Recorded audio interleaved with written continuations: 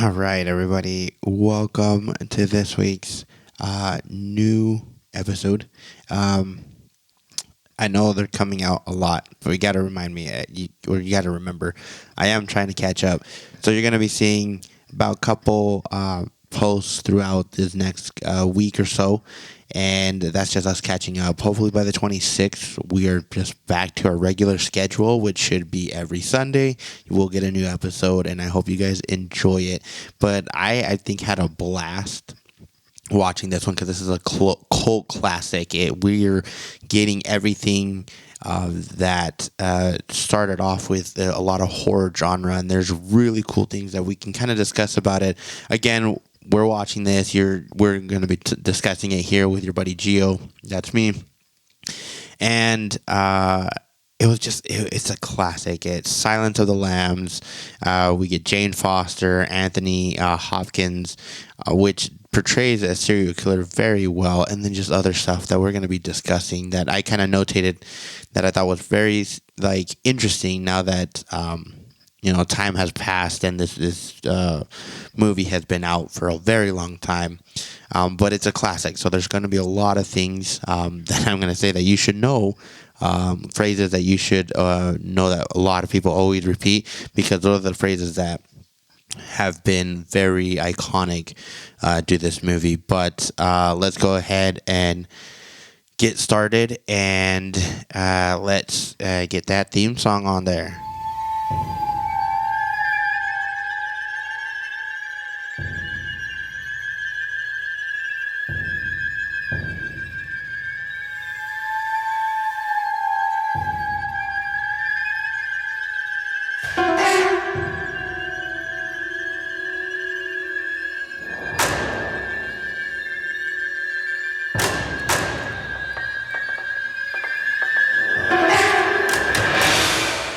All right. Now, before I continue, if you guys haven't been listening to the other ones, last episode I kind of discussed that I am looking for a co-host. So if you're looking at this and you're like, oh shoot, I would love to co-host with Gio and be with him and discuss these movies and get deep into the nitty gritty of these type of genre, hit me up. There's kind of different ways, but you can just send me an email, Gio, Saavedra19 at gmail.com. Put the title, podcast host, so that way I know what's going in and out. And if the other way is through Instagram, which is just my at Geos_thoughts, send me a DM and let me know, hey, I'm interested, and kind of give me a background of why you think we could really hit it off with making this really good. If not, you're always going to see me, so stay tuned for that. All right, so now on to the movie, right? I love the fact how they revealed a lot of things in this movie, and I'm not sure. We're going to be going back into like a lot of classic horror films within the 80s, 90s, I think some 70s, but we're seeing a lot. But I love how they placed a lot of the camera to kind of tell you things. And the first thing I noticed was like you see Jane Foster, who plays Clarice, right? And she's running through the woods, and then someone says, "Hey, Clarice, you're being called." And right when she says okay, and she walks away, it like zooms into the guy's face, and then that right there you see the FBI sign on his hat, which I was like, oh my gosh, did you have to be that clear that she was in the FBI? Like, couldn't it have been just mentioned? So I thought that was pretty funny. And if you're not used to it with a lot of movies back in the day, it's called product placement, right? So like for example, let's say I'm thirsty, I'm gonna get a drink, so I come up, I grab my drink, and I just like show the wording on the camera, and then take a drink, and then just continue talking.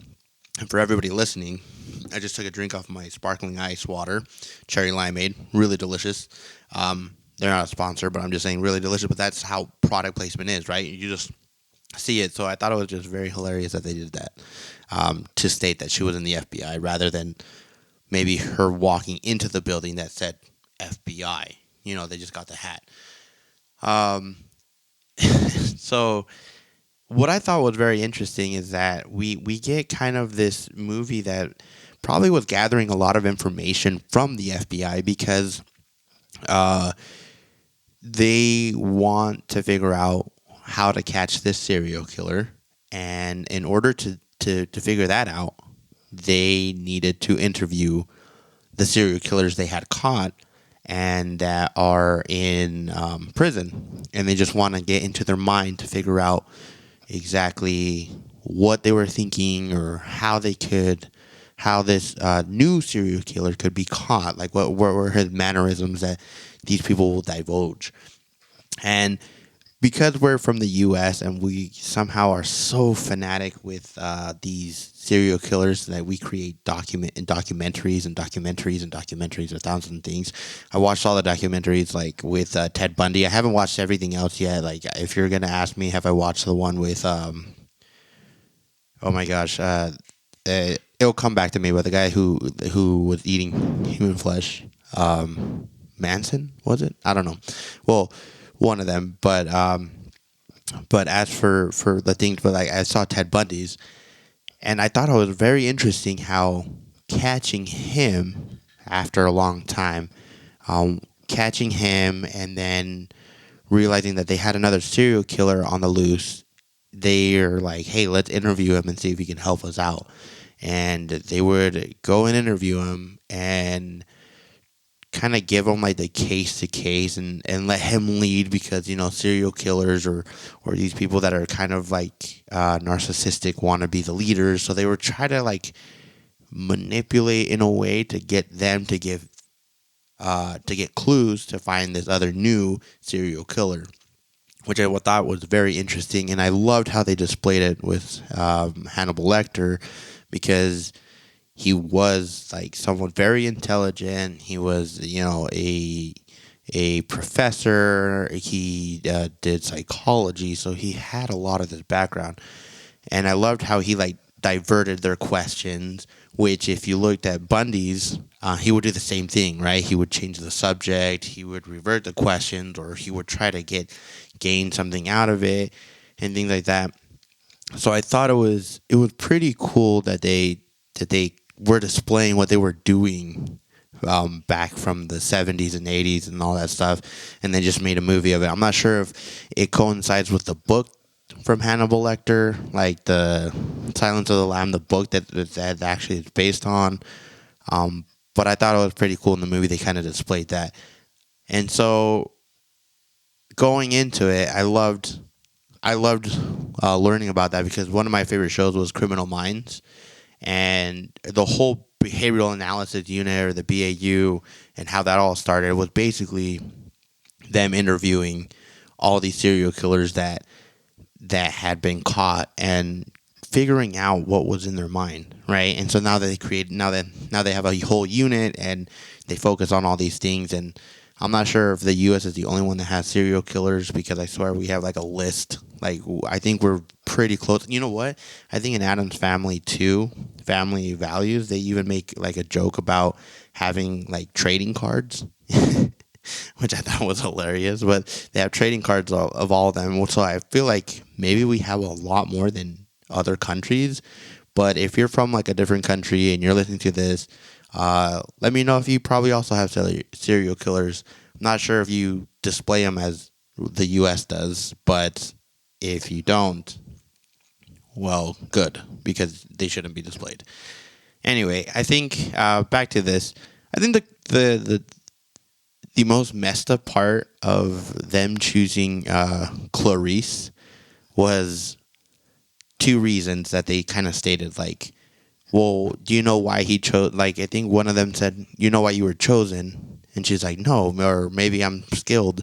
And they're like, "No, one, you're a woman, and two, you're pretty," which I thought was kind of messed up. But again, we're talking about 80s. We're talking about still that uh, paternalistic type of view where the only reason why a woman was getting a job was due to her looks rather than her skill, right? Which, if you looked at the way she really gathered her information, I think her skill was really good. I think the people that said that were just jealous that they weren't on the case or they weren't being called up. Same thing, right? Being petty. So I thought that was pretty cool that she actually portrayed that she had that skill, not just because she was pretty or because she was a woman, right? But we gotta talk about the iconic scene. One of the iconic scene is when he talks about uh, his when he says the last person who asked me a question. He's like, I ate his liver with fiber beans and a nice Chianti, and then does the. I can't even do it right now, but it's like. It's such a classic, and the only reason why you kind of know that noise or stuff like that is because of The Office.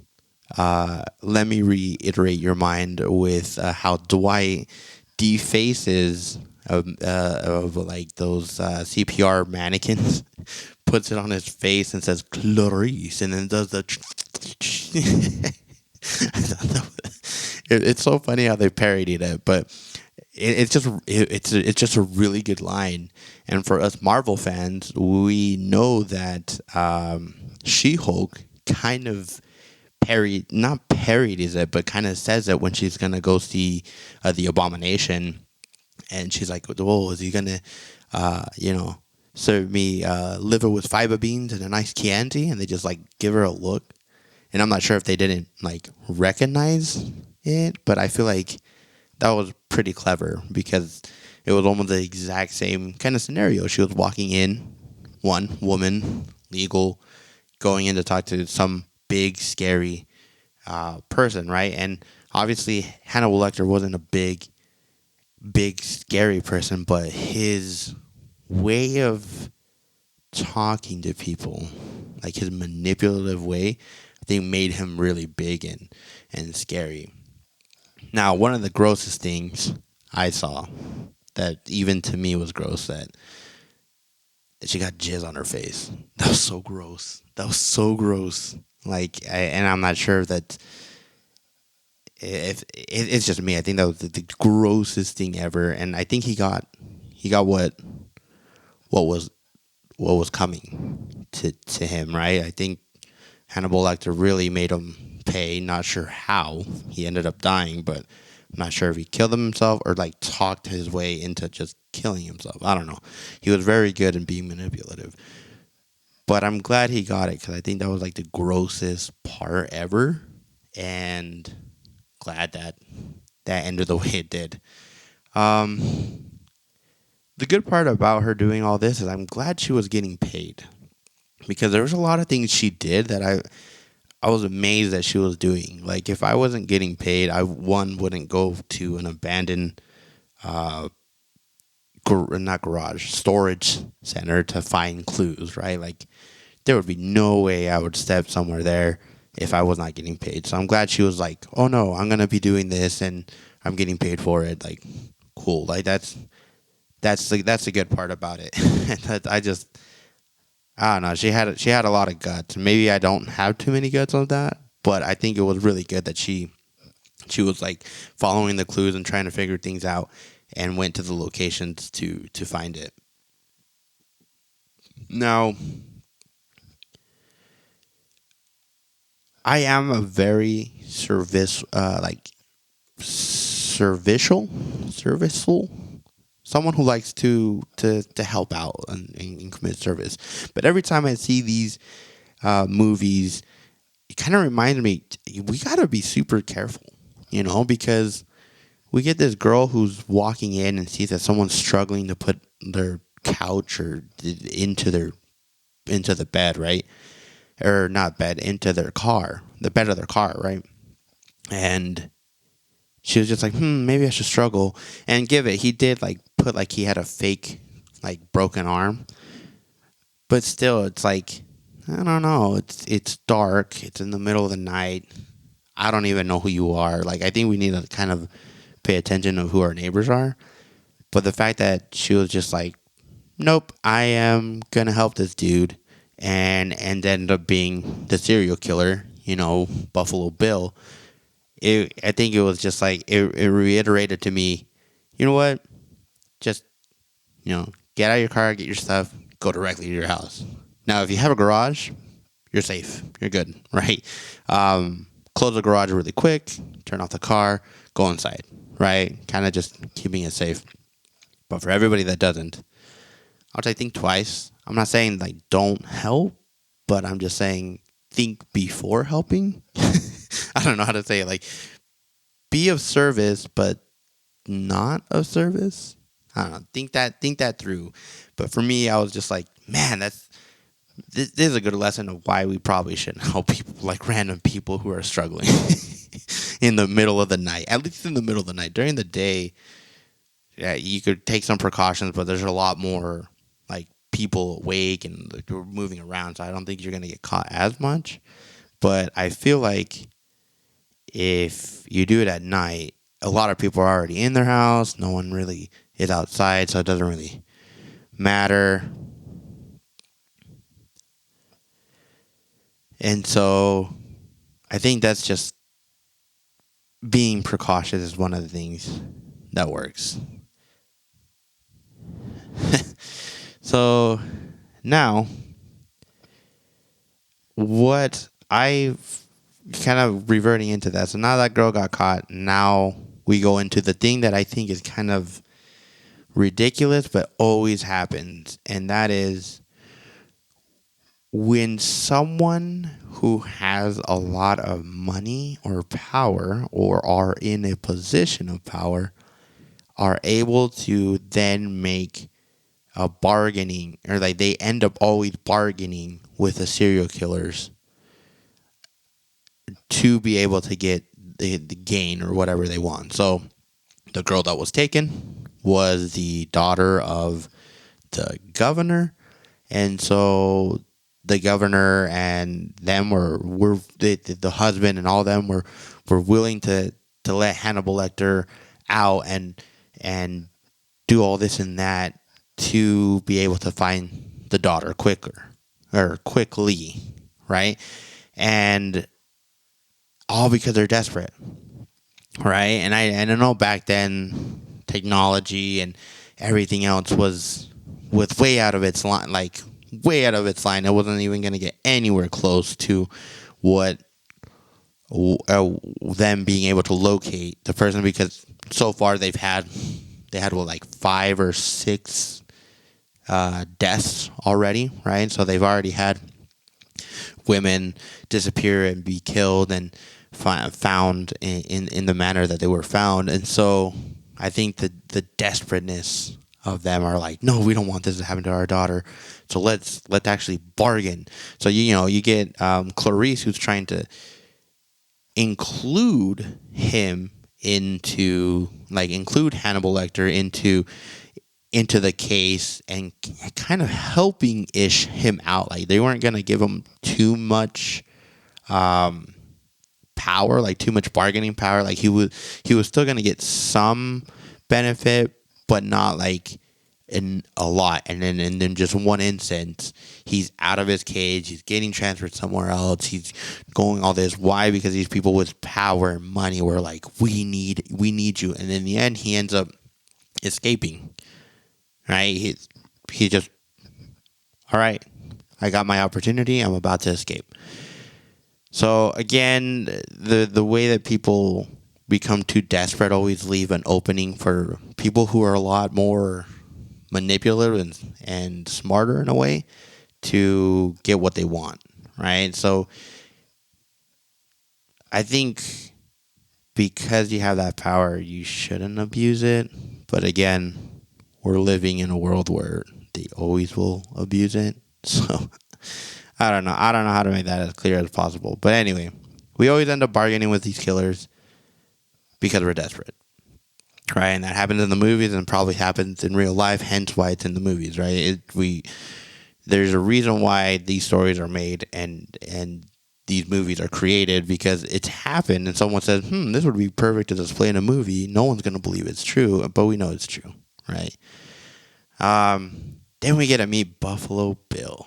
I think it was really good to see how this actor really got into the role, I love the iconic. It puts the lotion on its skin or it gets the hose again, right? He really emphasizes it, right, to dehumanize the the the character he has, the poor girl that he has in that um that well. And so, but I just love it. She's crying, and it puts the lotion, and then he just was like, I'm gonna try not to swear, but he's like, put the lotion back in the fucking pot in the basket. Like he gets so. I thought it was so funny, like how he just said it. Like I think he just wanted to get his way, and I think that wasn't it. But I think it's really iconic that again that it puts its lotion on its skin or gets the hose again is the iconic saying of it. So like I'm guessing that, like I said, cult classic brings a lot of those type of phrases, and this one had it. So now we get into the part where this dude is really deranged, right? Because he has him put lotion on and this is like way before all the trans stuff, everything. And then he's creating a suit for him to wear. So we're talking about like procedures that these people go who identify for a different gender, and the surgical procedures they go. This guy just like went out of the park. And instead of saying like, oh, I'm going to get a surgery. And again, this is like the 80s. So there weren't many doctors doing these type of surgeries. Or if they were, I think you just needed the funds. So if you don't have the funds, guess what? You have to kind of live in the condition you're in, right? But he was creating a suit, and he would only cut the specific pieces that he needed to create that suit. And so one, I guess he worked with a tailor or a lady who created dresses and stuff like that, so he kind of knew how to create and sew and all that stuff. So I just think that was really extreme. But again, maybe he didn't have the funds. He believed that he deserved to have a suit, and in order to do that, he has to create it. And that's crazy. See, and I think the first time, because I didn't watch this movie, I believe I watched this movie after I had watched Jeepers Creepers. And we're going to be watching Jeepers Creepers this year, as it's going to be our summer series, right? Where everything's happening throughout, beautiful, nice, sunny summer day, right? But in Jeepers Creepers, there's a part at the end, and spoilers alert if you haven't watched it, but for those who hate horror films, I'm giving you a heads up so you don't get scared when it happens. But at the end of it, he's skinned the boy, and I believe he eats the insides. I really don't know. It doesn't really show, but anyway, he has skinned the boy, and then he like puts his eyes where like the face is, like kind of like if he had created a suit, but not suit, but he like had skinned it and put the skin on him, or like, you know what I mean. But he put his eyes where his eyes are supposed to be, and so you're like, holy cow, right? So you see that, and that kind of for me made a little bit of sense because he just skinned the boy, so it was just the same skin of the boy he just killed. But this guy like had killed 5 women and still wasn't done with his suit. I think he was maybe on the last one when he picked up the daughter. So I don't know. However, I loved how they were getting close to finding him, and I believe this movie was one of the first that did that type of switch that you think they're all at the same place, but then you end up realizing that they're not. But before we get into that, let's go ahead and take a break, and then we will go a little bit further and discuss just how the ending actually really worked and just how Lecter was able to escape. Because I think that was pretty insane. And so let's go ahead and go on a break.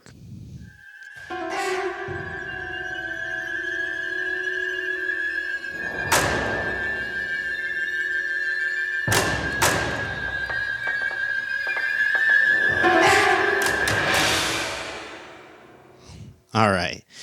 So let's talk about this.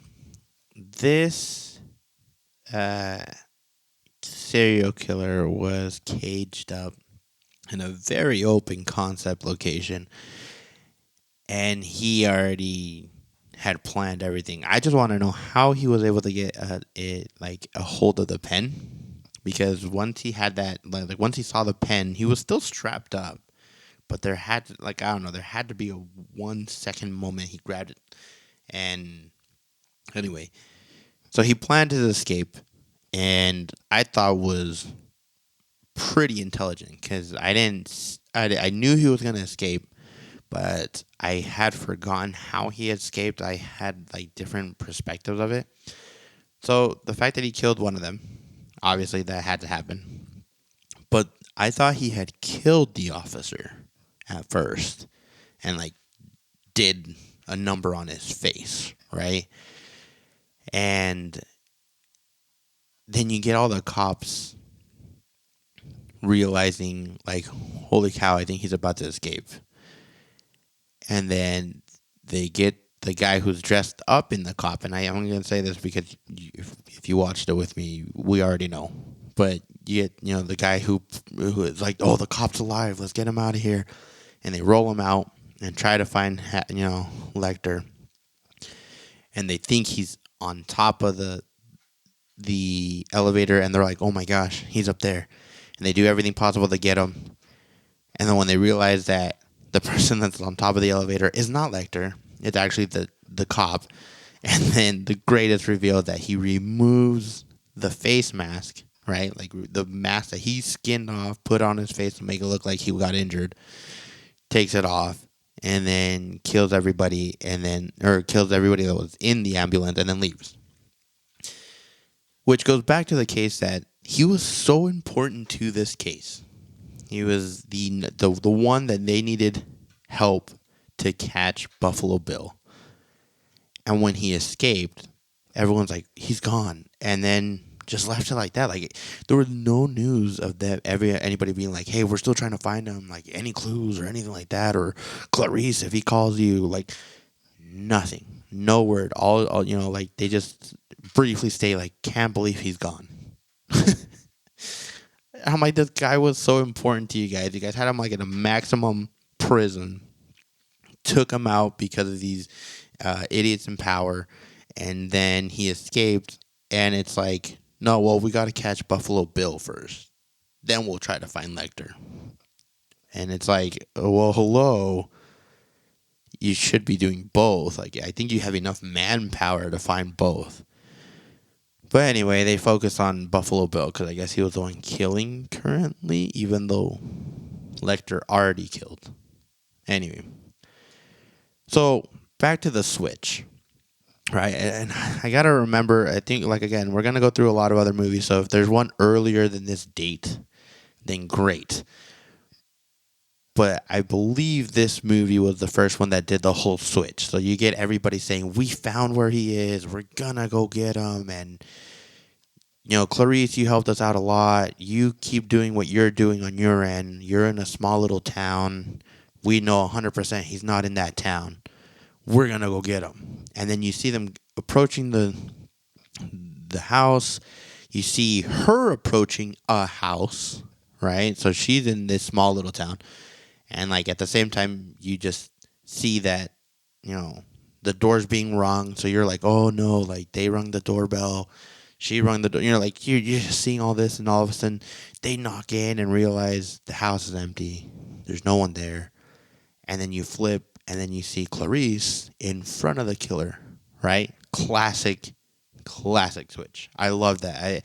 I like, again, if this was the first one, it based a lot of other shows, other movies that do the same type of thing. But I thought it was really cool. And then you're like, oh, shoot, is she going to survive? What's going to happen? And I love the fact that at least the director was like, Clarice, like I don't they didn't make it in time 100%. They didn't make it in time. Like they were all the way in New York and she was in like some other place like 4 or 5 hours away. So we know 100% they didn't make it on time. So she had to deal with this on her own. But I love how she caught really quick who he was at that moment and knew that she had to, protect herself and, knew that she was with the suspect. Now, to the suspect, I forgot something, and I have it in my notes, and I thought was the most hilarious thing. We get the girl that is inside, that is caught right now by Buffalo Bill, and she is smart enough to find a way to get his dog to take a bite of the bone and get dragged inside the well. And then she's like, I'm going to kill your dog if you don't let me out. And he's like, let go of my dog. So even serial killers have weaknesses, or at least their animal is their weakness. So I thought it was funny because it was like this small, like what, Pomeranian? I don't know what type of dog that was, but it was like a small little guy. And he's like, let go of my dog. And he starts freaking out and takes out the gun, like wanting to kill her because he has her dog. I thought that was so funny because I was like, man, he's really going crazy over his dog. Um, so now we get that opportunity to see that, yeah, in reality, he had feelings per se. But anyway, I'm glad Clarice found him, and then she was able to get to the point where she was going to stop him, right? But before we get even to all that of him being stopped, the part that he's dancing, like, so before the dog gets caught and before he even answers the door, he's dancing with like this like fake wig, like skin wig on his head and dancing all around. That was a crazy scene. Like I felt like, oh my gosh, how is this happening and no one's catching him? Like, will he get caught?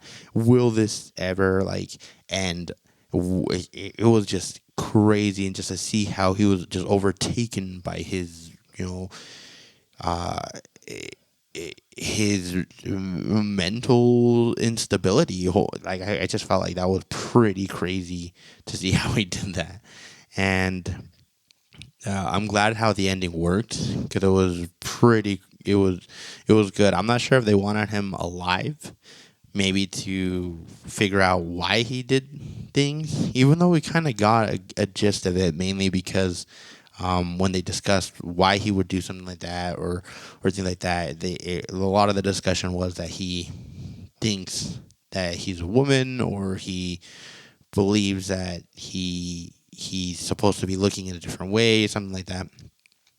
So anyway, he gets shot, which I thought was pretty good. Like, she had really good instincts. Again, she was chosen for her skill.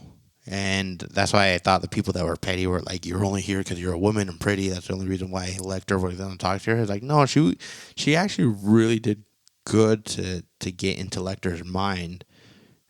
Even though he did the best to get into her mind, like, she still was able to kind of manage him and be able to kind of get the information they needed. That's the reason why she was able to find this little town, because he was the one who said, the only reason why he's doing this is because he's lusting.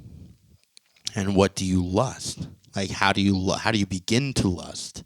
And it's something that which I thought was pretty interesting because I didn't really think about it a lot until he said that. And I'm like, that is true. Like, you don't lust something you don't know. Like, you don't covet, or no, he said not lust, but covet. Sorry. But you don't covet something you don't know. Like, you have to know the thing and covet it. And so I like the fact that he said you covet the thing that you most know. And so the first victim was someone that he knew, and that's how she was able to track the little town and all that stuff. So he was still a pretty good help to get to the end of this. But I thought what was crazy was that man, I draw a blank. Hold on. Anyway, I don't remember where I was going with that. I drew a blank on that one. But anyway, it was just very good to be able to to get to the point that they knew where he was. And I like the fact that she kept in mind, because a lot of people weren't really thinking about like the location and stuff like that, but she was the one who brought up that it's got to be a house, it's got to be something that's secluded, because you're holding these hostages for more than a couple days, and then you kill them, so you got to make sure no one's listening, you know. So she had a lot of the gist of it and knew that, hey, this is how it's going to be. So I feel like she was really skilled for the job, and even in the end of killing him, like she was really good at it.